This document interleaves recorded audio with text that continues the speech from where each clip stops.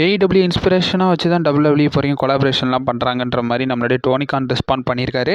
And also Tony Khan WWEயோடைய free agents எல்லாரையும் sign பண்ணுறதை பற்றியும் ஒரு அப்டேட் கொடுத்துருக்காரு. இது மட்டும் இல்லாமல் நம்மளுடைய டாமினிக் மிஸ்டீரியோ இப்போ வரைக்கும் ரியா ரிப்ளைக்கு மேரேஜ் ஆயிருக்குல்ல, ஸோ அது ரிலேட்டட் ரெஸ்பாண்ட் பண்ணியிருக்காரு. அது மட்டும் இல்லாமல் மேஜர் ரெஸ்லிங் அப்டேட்ஸ் நிறையாவே இருக்குது. குறிப்பாக சொல்லணும்னா பெக்கி லிஞ்ச் ரிலேட்டட் இருக்குது, நம்மளுடைய டைஜாக் பற்றி இருக்குது. அது மட்டும் இல்லாமல் ஒயட் சிக்ஸுக்கு இப்போ வரைக்கும் ஒரு ட்வீட் போட்டிருக்காங்க. ஸோ அது ரிலேட்டடும் பார்ப்போம். ஸோ மேஜர் ரெஸ்லிங் நியூஸ் நிறையாவே இருக்குது. ஸோ எல்லாத்தையுமே வந்து கொஞ்சம் கூட ஸ்கிப் பண்ணால் பாருங்கள். அப்போ தான் நான் சொல்கிற அப்டேட்ஸ் எல்லாம் உங்களுக்கு ஷார்ட் அண்ட் ஸ்வீட்டாக புரிய வரும். சரி, ரைட், ஓகே, நம்ம டைம் வேஸ்ட் பண்ணாமல் வீடியோக்குள்ளே எல்லாம். ஸோ அப்டேட்ஸ் எல்லாத்தையும் கிக் ஆஃப் பண்ணி விட்றோம். ஸோ நம்மளுடைய சின்ஸ்கே நாகமோரா பார்த்தீங்கன்னா, சின்ஸ்கே நாகமோரா இப்போ வரைக்கும் டிவி ஆஃபில் இருக்கார். ஐ திங்க் லாஸ்ட்டாக வந்து கோடி ரோட்ஸ் கூட ஃபியூட் பண்ணாரா? ஆமாம், கோடி ரோட்ஸ் கூட தான் ஃபியூட் பண்ணாருன்ற மாதிரி எனக்கு ஐடியா இருக்குது. ஸோ சரியாக தெரில, உங்களுக்கு ஏதாவது தெரிஞ்சால் கமெண்ட் பாக்ஸில் மென்ஷன் பண்ணி விடுங்க.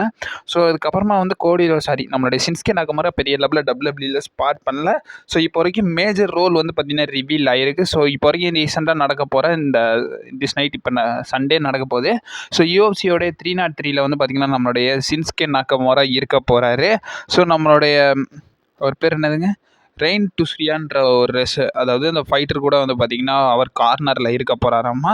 ஸோ மென்ஸ் ஃப்ளைவைட் டிவிஷனில் கம்பீட் பண்ணுறாரு ரெயின் ஆசிரியா. அவர் வந்து பார்த்திங்கன்னா அனௌன்ஸ் பண்ணியிருக்காரு. ஸோ அது வந்து நம்மளுடைய நாகமோரா வந்து அவருடைய ஃபைட் கார்னரில் இருக்க போகிறாரு. ஸோ அவர் வந்து பார்த்திங்கன்னா சார்லஸ் ஹெண்டன்ஸோட ஒரு ஃபைட் கம்பீட் பண்ண போகிறாரு.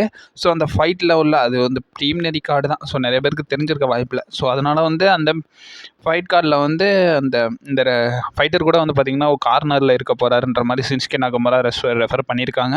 ஸோ அது மட்டும் இல்லாமல் இந்த ஃபைட் நைட்டோட மெயின் ஈவெண்ட் பொறுத்த வரைக்கும் ஆலெக்ஸ் பெரேரா வர்சஸ் கிரி போஸ்காரானோ கூட பார்த்திங்கன்னா இப்போ வரைக்கும் ஒரு அந்த லைட் ஹெவி டைட்டில் கூட மேட்ச் நடக்க போகுது.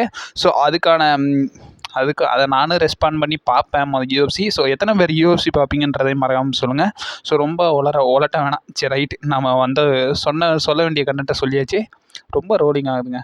ஸோ ரெண்டாவது இன்ட்ரெஸ்டிங் அப்டேட். ஸோ நம்மளுடைய ஹல்க் ஹோகன் நேம் பண்ணியிருக்காரு. ஸோ நெக்ஸ்ட்டு ஸ்டோன் கோல்டு யார், நெக்ஸ்ட்டு ராக் யாருன்றதை நேம் பண்ணியிருக்காரு. ஸோ இப்போ வரைக்கும் ரீசெண்டாக நடந்த நம்மளுடைய ஸ்போர்ட்ஸ் கிட்டா ரெஸ்லிங்காக ஒரு இன்டர்வியூ கொடுத்துருக்காரு. அந்த இன்டர்வியூவில் வந்து பார்த்திங்கன்னா அவர் நிறைய தாட்ஸ் வந்து ஷேர் பண்ணியிருப்பார். ஸோ குறிப்பாக சொல்லணும்னா பிரான் பிரேக்கர் பற்றி பேசியிருக்காரு. ஸோ பிரான் பிரேக்கரை பற்றி என்ன சொல்லியிருக்காங்கன்னா, இவன்ட்ட வந்து ஒரு டிஃப்ரெண்ட்டான ஒரு எனர்ஜி இருக்குது. ஸோ இவனை பொறுத்த வரைக்கும் இவன் ஒரு டிஃப்ரெண்ட் சோலில் இருக்கான், வெரி இம்ப்ரெசிவாக இருக்கான்ற மாதிரி பார்த்திங்கன்னா நம்மளை ரெஃபர் பண்ணியிருக்காரு. அது மட்டும் இல்லாமல் அவர் வந்து என்ன சொல்லியிருக்காருன்னா, ஸோ கோல்டுபர்க் கூட கம்பேர் பண்ணுறன்ற கான்வர்சேஷனை பற்றியும் பேசுகிறாங்க. ஸோ அந்த இடத்துல அவர் என்ன பண்ணுறாருன்னா, அவருக்கும் பட் லாட்டாக சிமிலரிட்டிஸ் இருக்குது, பட் இருந்தாலும் இவன் ஒரு எக்ஸ்ட்ரா ஸ்பைஸுன்ற மாதிரி பார்த்தீங்கன்னா நேம் பண்ணியிருக்காங்க. ஸோ கிட்டத்தட்ட சிமிலாரிட்டிஸ் வந்து நிறையாவே இருக்குது, பட் இருந்தாலும் இவன் வந்து எக்ஸ்ட்ரா ஸ்பைஸுன்றதை நேம் பண்ணியிருக்காரு.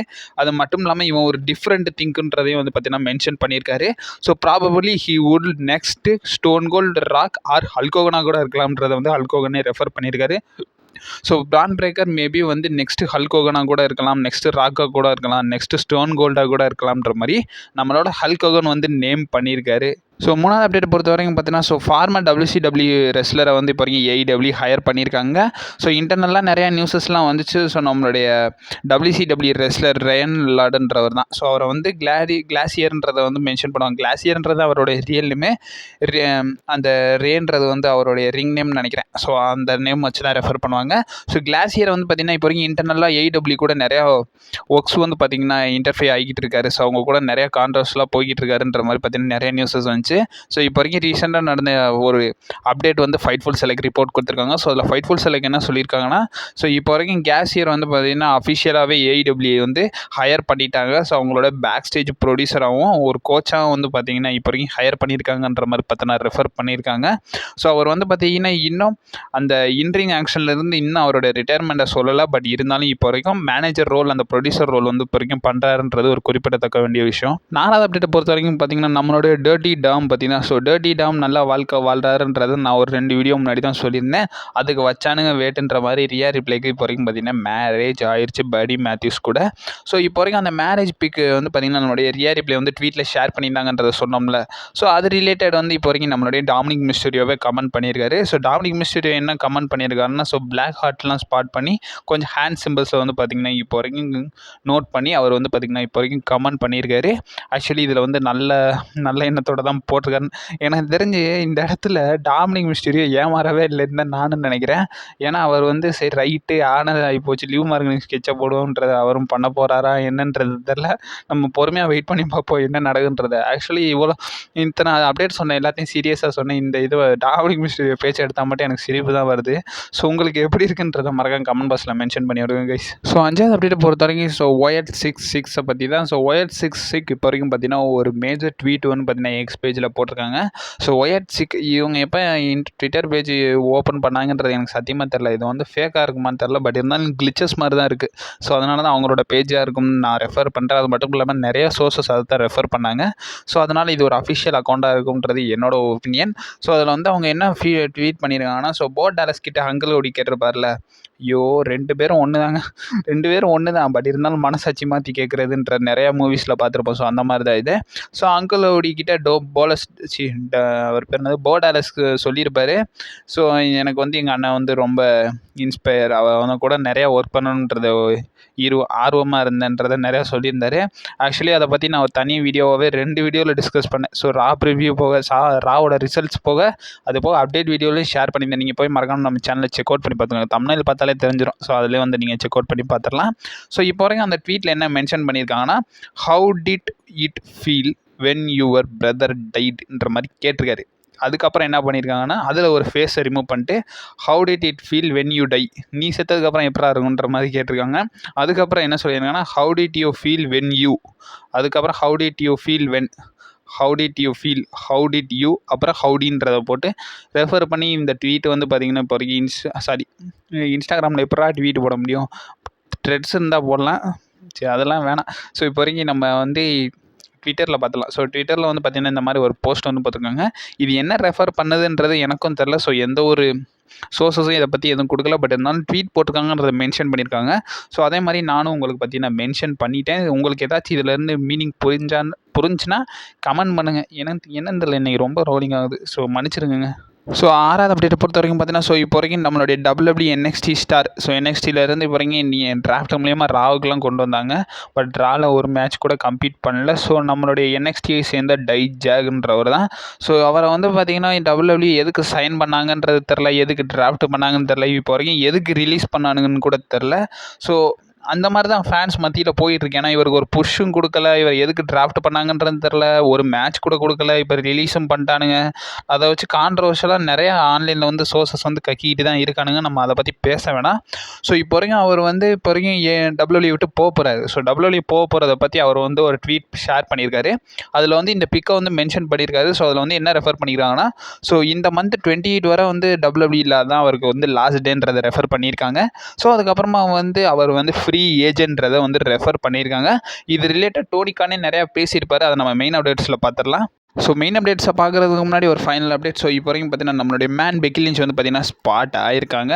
அதுவும் வேறு எங்கேயும் இல்லை, ஒரு ஜிம்மில் வந்து பார்த்திங்கன்னா இப்போ வரைக்கும் நம்மளுடைய பெக்கி லிஞ்ச் பார்த்திங்கன்னா ஸ்பாட் ஆகிருக்காங்க. ஸோ டெட் பாய்ஸ் ஃபிட்னஸ்ன்ற ஒரு ஜிம்மில் வந்து பார்த்திங்கன்னா இப்போ வரைக்கும் நம்மளுடைய பெக்கி லிஞ்ச் ஸ்பாட் ஆகிருக்காங்க. இதை வந்து பெக்கி லிஞ்ச் வந்து ட்வீட் போடல, அந்த ஜிம் ஓனர்ஸே வந்து பார்த்திங்கன்னா இந்த ட்வீட் போட்டிருக்காங்க. அதில் அவங்க என்ன ரெஃபர் பண்ணியிருக்காங்கன்னா, sweet dreams are made of this கெயின்ஸுன்றதை வந்து பார்த்திங்கன்னா மென்ஷன் பண்ணியிருக்காங்க. ஆக்சுவலி அவங்க பண்ணுற அந்த ஹார்ட் ஒர்க்குனால தான் வந்து ஒரு சில நல்ல ட்ரீம்ஸ் வந்து க்ரியேட் ஆகுதுன்றதை வந்து அவங்க மென்ஷன் பண்ணுறாங்க. ஸோ அது மட்டும் இல்லாமல் அந்த இடத்துல பெக்கி லிஞ்சோட போஸ்ட்டை போட்டு இந்த ட்வீட் வந்து பார்த்திங்கன்னா அவங்க போட்டிருக்காங்க. ஸோ குறிப்பாக அதை தான் நம்ம நோட் பண்ண வேண்டியது. ஸோ இப்போ பெக்கி லிஞ்ச் பற்றி பேசிட்டோமா, இது ரிலேட்டட் பெக்கி லிஞ்சை பற்றி நம்ம மெயின் அப்டேட்ஸ்லையும் பேசுவோம். ஸோ மெயின் அப்டேட்ஸ்குள்ளே மூவ் ஆகலாம். ஸோ மெயின் அப்டேட்ஸை பொறுத்த வரைக்கும் ஸோ இப்போ வரைக்கும் நம்மளுடைய AEWயும் நம்மளுடைய NJPWயும் சேர்ந்து இந்த ஃபர்பிட்டன் டோர் கிளாஸ் வந்து பார்த்திங்கன்னா நடத்துகிறாங்கல்ல. ஸோ அந்த பேப்பரிவுக்கான மீடியா காலில் வந்து நம்மளுடைய டோனி கான் பேசியிருக்காரு.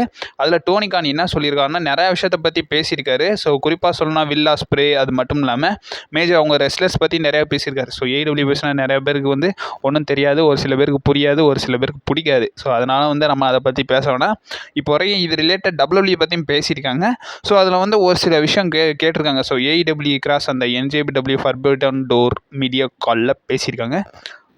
எப்படி உலட்ட வேண்டியதை எவ்வளோ ஸ்மூத்தாக விட்டேன் பாருங்கள். ஸோ கற்றுக்கிறேன்னு சரி ரைட்டு விட்டுருங்க. ஸோ இப்போ வரைக்கும் நம்மளுடைய டோனி கான் வந்து பேசியிருக்காரு. ஸோ டோனி கான் கிட்ட கொஸ்டின் கேட்டிருக்காங்க. ஸோ ப்ராபபிளி இந்த ஃப்ரீ ஏஜென்ட்ஸாக இருக்க அந்த நம்ம டபிள்யூபிஎஸ் இந்த டைஜாக், பெக்கி லிஞ்ச், ஸோ இவங்கெல்லாம் வந்து சைன் பண்ணுற ஐடியாஸில் இருக்கீங்களான்ற மாதிரி டோனி கான்ட்ட ஒரு கொஸ்டின் கேட்டிருக்காங்க. ஸோ டோனி கான் என்ன சொல்லியிருக்காங்கன்னா, அவங்கெல்லாம் வந்து ஒரு கிரேட் ஃப்ரீ ஏஜென்ட்ஸ் தான், நான் அதை இல்லைன்னு சொல்லலை, அவங்கெல்லாம் கிரேட் நேம், அவங்க மேலே எனக்கு ஒரு நல்ல ரெஸ்பெக்ட் இருக்குன்ற மாதிரி நம்மளுடைய டோனி கான் சொல்லியிருக்காரு. அது மட்டும் இல்லாமல் டோனி கான் என்ன சொல்லியிருக்காங்கன்னா, அவங்கள கான்ட்ராக்ட் பண்ணுறதை பற்றி என்ன பெனிஃபிட்ஸ் இருக்குன்னு எனக்கு தெரியும், பட் இருந்தாலும் ஒரு சில நெகோசியேஷன்ஸ் இருக்குது, அவங்கெல்லாம் கிரேட் டேலண்ட்ஸ் தான், நான் இல்லைன்னு சொல்ல, அந்த நெகோசியேஷன்ஸ் எல்லாத்தையும் நான் பார்த்துக்கிட்டு தான் அவங்களுக்குலாம் கான்ட்ராக்ட் ஆஃபர் பண்ணணுன்றத டோனி கான் இப்போ வரைக்கும் பார்த்தீங்கன்னா ரெஃபர் பண்ணியிருக்காரு. அண்ட் ஆல்சோ டோனி கான் வந்து இன்னொரு மெயின் அப்டேட்ஸ் பேசியிருப்பாரு. ஸோ அதில் டோனி கான் என்ன சொல்லியிருக்காங்கன்னா, டோனி கான் சொல்லலை, ஒரு ரிப்போர்ட்டர் கேட்டிருப்பாங்க.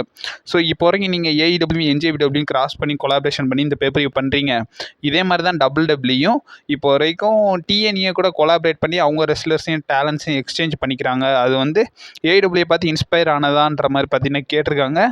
ஸோ அதுக்கு வந்து நம்மளுடைய டோனி கான் வந்து ஒரு ரிப்ளை கொடுத்துருக்காரு. ஸோ டோனி கான் என்ன சொல்லியிருக்காங்கன்னா, இதெல்லாம் பார்க்குறதுக்கு நல்ல ப்ரெஷராக தான் இருக்குது, நான் இதை என்ஜாய் பண்ணுறேன், அப்போ தான் ஒரு குட் காம்படிஷன் வந்து இது கொண்டு வரும்ன்றதை நம்மளுடைய டோனி கான் சொல்லியிருக்காரு. அது மட்டும் இல்லாமல் டோனி கான் என்ன சொல்லியிருக்காங்கன்னா, டபிள்யூபிள்யூ பிளான்ஸை பொறுத்த வரைக்கும் அவங்களோட வந்து டேலண்ட்ஸை வந்து எக்ஸ்சேஞ்ச் பண்ணணும், போத் கம்பெனிஸ் கிட்ட எக்ஸ்சேஞ்ச் பண்ணி தேவையானதை எடுத்துக்கிறோன்றதை வந்து டபிள்யூபிள்யூ மீட் பண்ணுறாங்க. பட் ஏஇடபிள்யூ அது கிடையாது. ஏஇடபிள்யூட ஒரே ஃபோக்கஸ் என்னென்னா எங்களோட ஓனர்ஷிப் தான். ஸோ அந்த ஓனர்ஷிப்ன்ற பாருங்க, பார்ட்னர்ஷிப் தான். ஸோ என்ஜேபிடபிள்யூ, சிஎம்எம்எல், ஸ்டார்டம், ஸோ இவங்க கூட வந்து நிறையா பார்ட்னர்ஷிப் வச்சுருக்கோம்ல, அதெல்லாம் வந்து வெரி இன்ட்ரெஸ்டிங்கான பீரியட். அந்த மொமெண்ட்டில் வந்து இது வந்து ரொம்ப இன்ட்ரெஸ்டிங்கான பீரியட். ஸோ அவங்கள மாதிரி நாங்கள் வந்து டேலண்ட்ஸ் எக்ஸ்சேஞ்ச் பண்ணுறதுக்காக இல்லை, இதெல்லாம் வந்து பார்ட்னர்ஷிப். ஸோ சேர்ந்து அந்த மூமெண்ட்டாக நாங்கள் கொண்டு போகிறோம்ன்ற மாதிரி பார்த்தீங்கன்னா அவங்க சொல்லியிருக்காங்க. ஆக்சுவலி டோனி கான் என்ன சொல்கிறாருன்றது எனக்கே புரியலை. ஸோ அதெல்லாம் டிரான்ஸ்லேட்லலாம் போட்டு பார்க்க முடியல. சரி ரைட்டு, எல்லாம் புரியிற மாதிரி தான் இருக்குது. ஆக்சுவலி இன்னும் அவர் என்ன சொல்லியிருக்காருன்னா, என்ஜேபிடபிள்யூயும் டிஎன்ஏவும் டபிள்யூபிள்யூயும் வந்து டேலண்ட்ஸ் எக்ஸ்சேஞ்ச் பண்ணுறாங்க, நாங்கள் அப்படி கிடையாது, எங்களுக்கு வந்து பார்ட்னர்ஷிப் முக்கியம், அந்த ஃப்ரெண்ட்ஸு கை கோக்குறதுன்றது தான் சொல்லியிருக்காரு. ஸோ வேறு எதுவும் கிடையாது. ஸோ ரொம்பலாம் டீகோட் பண்ண வேணாம். ஸோ உங்களுக்கு ஏதாச்சும் புரிஞ்சுன்னா, நான் சொன்னது எதுவும் தப்பு இருந்துச்சுன்னா நீங்கள் மறக்காம கமெண்ட் பாக்ஸில் சொல்லலாம், நான் அதை அக்செப்ட் பண்ணிக்கிறேன்.